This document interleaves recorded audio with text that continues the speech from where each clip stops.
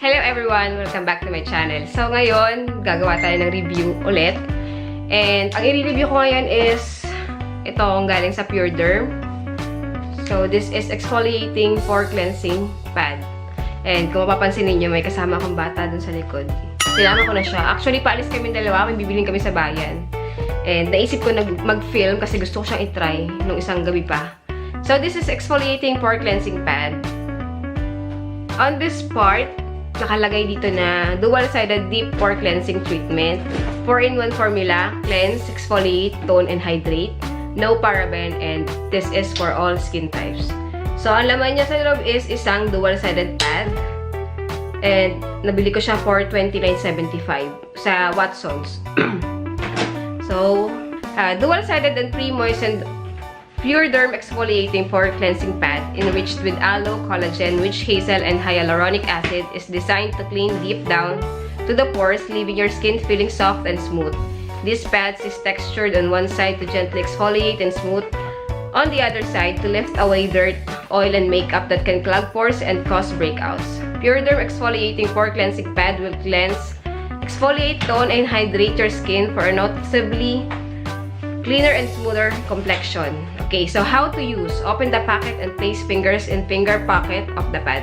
So, buksan na natin siya. And katatapos ko lang maligo. Okay ka lang? Okay lang siya. Buksan na natin siya. Okay. And number 2, cleanse face with fleeced microfiber side. So, this is how it looks like once you open the packaging. Okay. So, ilalagay doon natin dito yung ating daliri. Meron siyang butas dito. And it smells good. Okay. And number 3, use the embossed side to lift away residues and moisturize the skin. Rinse face with water. Okay. Magbabanlaw pala tayo ng face after natin siya gamitin. So, wala akong salamin. Wala akong salamin. Okay lang. Kita ko naman sarili ko. So, ilalapit ko kayo. Medyo izoom ko. Sabi dito, yun daw, ito daw, pang-exfoliate daw tong side na to. And this one is for moisturizing. Parang ganun. Okay, so, wala. Ito ka.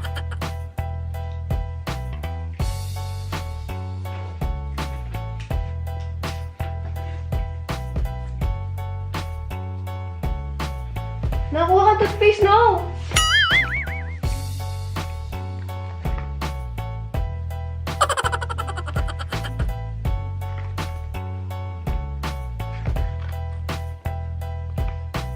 Yung side na to, para siyang may cotton. Alam niyo yung pag sa mga damit na cotton, parang yung mga face towel nyo, ganun yung style niya. Ilalapit ko para mas makita ninyo. Ganun siya, guys. Oh. Kasi hindi siya focus. Ayan. Ganun siya. Okay.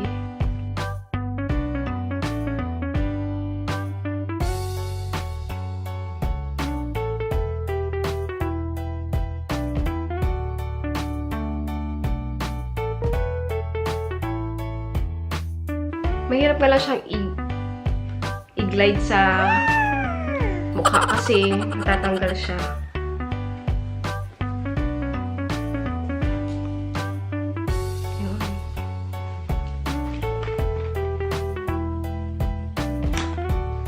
Okay. So, palagay ko tapos na tayo.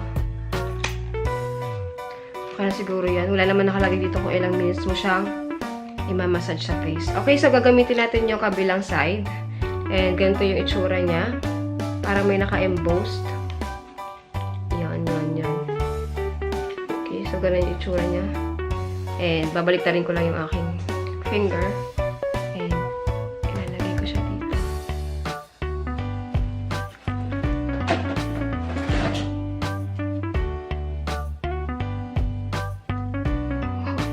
Ang ganda nito, guys. Tingnan niyo yung face ko. Bigla parang naging mas nagmukha siyang healthy.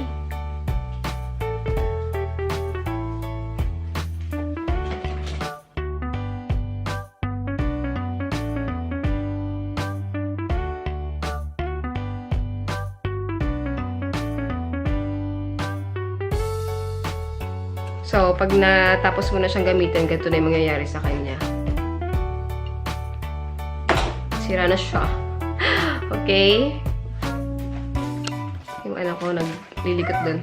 So, nakalagay dito na kailangan mo siyang i-rinse after using this. Okay? Hugasan ko lang yung aking mukha and babalik ako.